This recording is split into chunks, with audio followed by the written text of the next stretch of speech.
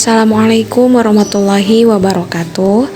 Halo teman-teman, saya Putri Novela dengan NIM 221234041 akan memaparkan materi tentang sumber belajar dan media pembelajaran. Tapi terlebih dahulu saya akan menjelaskan apa itu sumber belajar dan media pembelajaran. Jadi, sumber belajar menurut Association for Educational and Technology mendefinisikan sumber belajar sebagai segala sesuatu yang dapat digunakan untuk memfasilitasi kegiatan belajar seperti pesan, orang, bahan, peralatan, teknik, dan latar. Sedangkan media pembelajaran adalah alat yang dapat membantu proses belajar mengajar sehingga makna pesan yang disampaikan menjadi lebih jelas dan tujuan pendidikan atau pembelajaran dapat tercapai dengan efektif dan efisien. Kita masuk pada klasifikasi sumber belajar dan media pembelajaran. Jadi menurut Vernon dan Donald terdapat klasifikasi sumber belajar yaitu manusia, bahan, lingkungan, alat, dan perlengkapan dan aktivitas. Manusia di sini berperan sebagai sumber belajar yang dikelompokkan menjadi dua kelompok. Kelompok pertama manusia menjadi guru, konselor maupun administrasi pendidikan yang telah dipersiapkan, dan kelompok kedua yaitu manusia yang belum atau tidak dipersiapkan secara khusus untuk menjadi narasumber yang mempunyai hubungan dengan program pembelajaran yang akan disampaikan.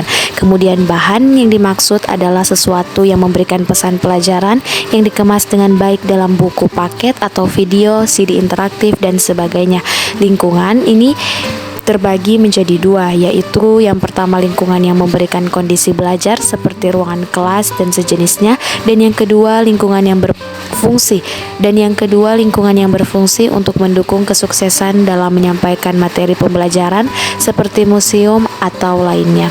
Kemudian alat dan perlengkapan merupakan sumber belajar yang dimanfaatkan sebagai produksi atau menampilkan sumber-sumber belajar lainnya berupa TV untuk membuat suatu program jarak jauh.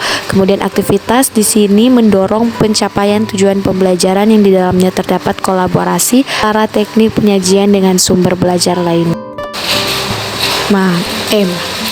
Menurut Nana Sudana dan Ahmad Rifai, media pembelajaran dapat diklasifikasikan menjadi beberapa klasifikasi, yaitu bisa dilihat dari sifatnya, yang dimana media dibagi ke dalam media auditif, yaitu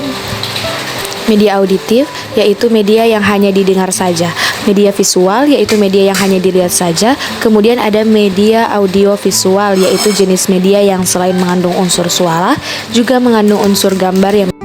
Kemudian yang kedua, dilihat dari kemampuan jangkauannya, media dapat dibagi ke dalam media yang memiliki daya liput yang luas dan serentak seperti radio dan televisi. Dilihat juga dari cara atau teknik pemakaiannya, media dibagi ke dalam media yang diproyeksikan seperti film, slide, atau transparan. Adapun kriteria pemilihan media, yang pertama tujuan penggunaan, kemudian ada sasaran penggunaan media, waktu, biaya, ketersediaan. Baiklah, kita masuk pada materi kurikulum pendidikan. Pertama kita bahas tentang pengertian kurikulum. Kurikulum adalah desain yang dibuat oleh semua orang yang paling dekat dengan aktivitas kehidupan anak-anak selama mereka di sekolah. Kurikulum harus sefleksibel kehidupan dan kehidupan.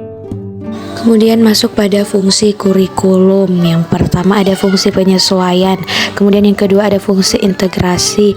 Maksudnya kurikulum berfungsi mendidik pribadi-pribadi yang terintegrasi. Kemudian ada fungsi diferensiasi, kemudian ada fungsi persiapan, yang artinya kurikulum harus mampu memberikan pengalaman belajar bagi anak. Yang kelima ada fungsi pemilihan, merupakan fungsi program untuk memberikan kesempatan belajar kepada setiap siswa sesuai dengan bakat dan minatnya. Dan yang terakhir ada fungsi diagnostik. Melalui fungsi ini kurikulum berperan mendeteksi kesulitan dan kita masuk pada peranan kurikulum. Yang pertama, peran konservatif. Ini menekankan bahwa program merupakan sarana untuk mencapai tujuan tersebut, menyampaikan dan menjelaskan nilai-nilai budaya kepada siswa. Yang kedua, ada peran kreatif, yang dimana dia menekankan bahwa kurikulum dapat mengembangkan sesuatu yang terkini sesuai dengan perkembangan zaman dan kebutuhan masyarakat. Yang ketiga, ada peranan kritis dan evaluatif. Peranan ini dilatar belakangi oleh perubahan dalam nilai-nilai budaya dalam kehidupan bermasyarakat. Kemudian ada pun landasan kurikulum yang digunakan. Yang pertama ada landasan filosofis yang pada umumnya dipahami sebagai pandangan hidup suatu masyarakat atau pendirian hidup bagi individu. Yang kedua ada landasan psikologis. Psikologis ini adalah ilmu yang mempelajari perilaku manusia, sedangkan kurikulum adalah upaya untuk mendefinisikan program pendidikan untuk mengubah perilaku manusia. Kemudian yang ketiga adalah landasan sosiologis, yaitu suatu disiplin ilmu yang mempunyai bidang kajian, cara pandang, metode, dan isi ilmu pengetahuan, serta pokok bahasannya adalah tingkah laku manusia. Kita masuk pada materi kondajar dan pembelajaran atau problematika pembelajaran. Langsung saja pada pengertian belajar adalah suatu proses atau upaya yang dilakukan setiap individu untuk mendapatkan perubahan tingkah laku baik dalam bentuk pengetahuan, keterampilan, sikap, dan nilai positif sebagai suatu pengalaman dari berbagai materi yang telah dipelajari.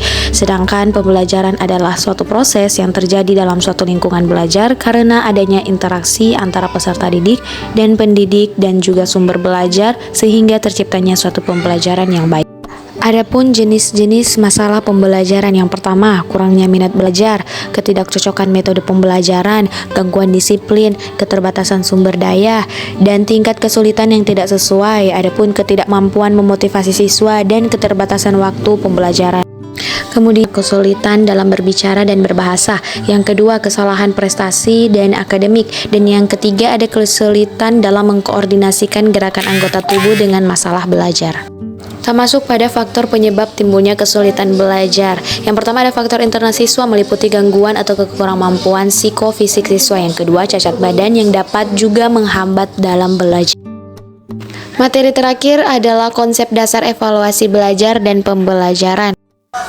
Pengertian evaluasi belajar. Evaluasi belajar adalah suatu aktivitas yang dilakukan pada akhir pembelajaran yang dimana pemahaman peserta didik akan dinilai. Prinsip dalam evaluasi pembelajaran. Yang pertama ada prinsip keseluruhan yang artinya utuh atau mendalam. Perlu diingat bahwa evaluasi hasil belajar tidak dapat dilakukan secara terpisah, tetapi harus dilakukan secara keseluruhan. Yang kedua ada prinsip kesinambungan. Aturan ini dikenal sebagai pedoman koherensi. Untuk lebih spesifik, penilaian hasil pembelajaran yang hebat adalah penilaian hasil belajar yang dilakukan sesegera mungkin. Kemudian yang ketiga ada prinsip objektivitas yang menyatakan bahwa evaluasi hasil belajar dapat dianggap memuaskan apabila bebas dari faktor. Kemudian fungsi evaluasi pembelajaran ada alat untuk mengetahui apakah tujuan akademis dilakukan atau tidak, umpan balik bagi perbaikan proses belajar mengajar, kemudian dasar penyusunan laporan orang tua tentang hasil belajar siswa, dan yang terakhir sebagai bahan informasi apakah anak-anak harus mengulangi pelajaran atau tidak. Kemudian tujuan evaluasi pembelajaran. Yang pertama, mengukur keberhasilan tujuan. Yang kedua, mengukur macam-macam aspek pelajaran yang bervariasi. Memotivasi siswa merupakan langkah selanjutnya dalam melakukan